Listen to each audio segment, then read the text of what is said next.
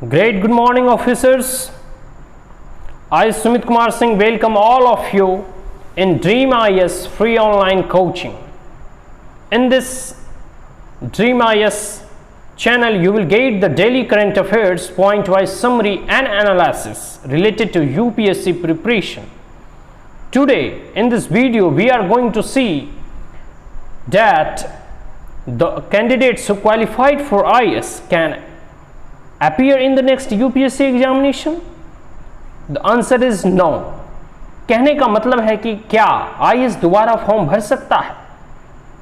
जो एक बार UPSC में IS का पोस्ट मिल जाएगा तो दोबारा किस लिए भरेगा? एक स्वाभाविक सा मतलब उत्तर होगा कॉमन सेंस लगा के।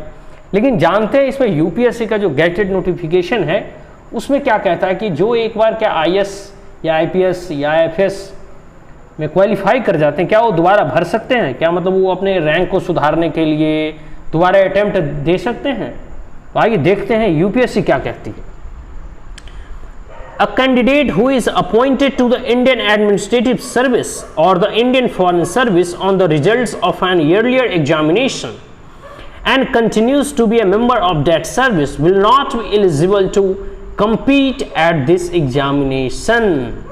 तो कहने का मतलब हुआ कि वो कैंडिडेट जो कि अपॉइंट कर लिया गया है एज IS और IFS मतलब इंडियन फॉरेन सर्विस, मतलब जो एम्बेसडर वगैरह होते हैं, और मतलब यहाँ है कि जो IS बन जाते हैं या फिर जो IFS में सेलेक्ट हो जाते हैं और वो अपॉइंटमेंट लेटर लेके अपॉइंट भी हो जाते हैं, मतलब सर्विस में आ जाते हैं, तो वो दोबारा आने वाले एग्जामिनेशन में अपीयर नहीं हो सकते, मतलब दोबारा आने वाले एग्जाम में वो फॉर्म नहीं भर सकते। लेकिन सबसे बड़ी बात तो ये कि जो जिनको IS मिल जाता है वो और जिनको IFS मिल जाता है वो फिर फॉर्म क्यों भरेंगे? स्वाभाविक सब बात है।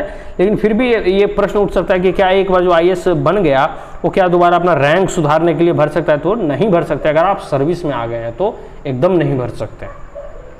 अब दूसरा इसमें कहा गया in the case such a candidates is appointed to the IS and IFS after the preliminary examination of the civil services examination 2019 is over and he continues to be a member of that service, he or she shall not be eligible to appear in the civil services main examination 2019 notwithstanding his or her having qualified in the preliminary examination 2019। कहने का मतलब है अगर कोई भी विद्यार्थी जो है कि प्रिलिमिनरी एग्जामिनेशन, जैसे आपने पहला ईयर का एग्जाम दिया उसका रिजल्ट अभी तक डिक्लेयर नहीं हुआ है और अभी तक आप अपॉइंट नहीं हुए, मतलब सर्विस में नहीं आए, लेकिन आप प्रीलिमिनरी एग्जाम देते हैं और आप क्वालिफाई कर जाते हैं IS और IFS के लिए, IFS के लिए, फॉरेन सर्विस के लिए, और उसके पूर्व में आप प्रीलिमिनरी एग्जाम मतलब दे देते हैं, उसके बाद क्वालिफाई करते हैं और आप अगर सर्विस में चले जाते हैं, मतलब आप अपॉइंट होके UPSC के सर्विस में या IS के सर्विस में, IFS के सर्विस में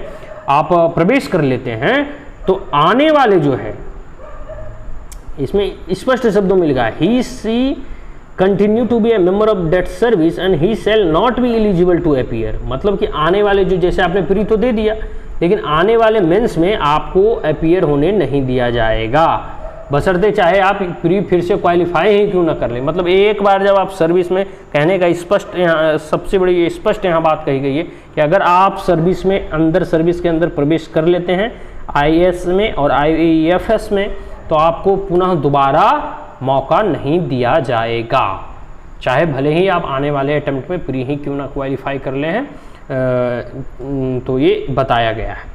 अब आगे कहते हैं कि also provided that if such a candidate is appointed to IS and IFS after the commencement of the civil services mains examination 2019 but before the result thereof and continues to be a member of that service, he shall not be considered for appointment of any service post on the basis of the result of this examination, that is civil services examination 2019। कहने का मतलब है कि वो candidate जो IAS और IFS के लिए सिविल सर्विस मेंस एग्जामिनेशन 2019 में जो अपीयर हुए थे और जो अपीयर होने वाले हैं, वो उनका रिजल्ट जो है किसी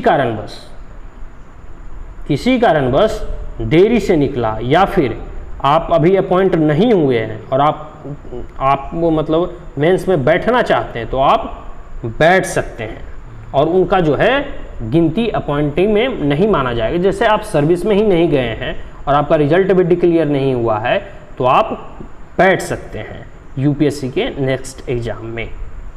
अब आगे कहा गया है कि एक candidates who is appointed to the Indian police service on the result of an earlier examination and continues to be a member of that service will not be eligible to opt for the Indian police service in civil services examination 2019। कहने का मतलब है कि जो IPS होते हैं, अगर एक बार आप आईपीएस के लिए सिलेक्शन आपका हो गया तो आप अगर सर्विस में हैं, मतलब आप सर्विस भी कर रहे हैं और पुनः अपने रैंक सुधारने के लिए या फिर आईएएस बनने के लिए होते हैं, जो जितने भी आईपीएस होते हैं वो प्राय तैयारी करते रहते हैं जो कि उन्हें आईएएस का सीट मिल सके, आईएएस का पोस्ट मिल सके। तो लेकिन वो आईएएस के लिए, मतलब आईएएस के लिए वो सिलेक्ट कर सकते हैं, मतलब एग्जाम दे सकते हैं, लेकिन वो पुनः से आईपीएस नहीं चुन सकते क्योंकि वो तो ऑलरेडी आईपीएस होते हैं। तो यहाँ 3-4 प्रमुख जो पॉइंट है जो मैंने आपको स्पष्ट सरल शब्दों में, स्पष्ट भाषा में आपको समझाने का प्रयास किया कि जो एक बार आईएएस बन जाता है वो दोबारा एग्जाम में अपीयर नहीं हो सकता है और उन्हें अपीयर होने नहीं दिया जाएगा। जो एक बार आईपीएस बन जाता है वो आईएएस के लिए अपीयर हो सकता है, लेकिन वो दोबारा आईपीएस के लिए, मतलब आईपीएस बन जाने के बाद आप दोबारा आईएएस के लिए, मतलब रैंक सुधार के आप आईएएस में जाना चाहते हैं या आईएफएस में जाना चाहते हैं तो जा सकते हैं, लेकिन आईपीएस में ही आप नहीं भर सकते, मतलब दोबारा आईपीएस वाले आईपीएस में नहीं भर सकते। तो ये चीज़ें हैं, आपको मैंने समझाने का प्रयास किया। बहुत सारे क्वायरीज आ रहे थे इससे रिलेटेड, क्या अगर एक बार आईएएस में आप क्वालिफाई कर जाते हैं, अगर आपका रैंक कम आए तो क्या आप दोबारा भर सकते हैं? तो आप नहीं भर सकते हैं। तो आशा करता हूँ कि यह वीडियो आपको अच्छा लगा होगा। तो यूपीएससी से रिलेटेड कोई भी प्रश्न हो तो आप नीचे कमेंट में पूछें, मैं उन्हें बताने का, उन्हें समझाने का भरसक प्रयास करूँगा। और हमारे ये जो dream IAS UPSC free online coaching centre है, इससे जुड़े रहने के लिए like, share and subscribe my channel.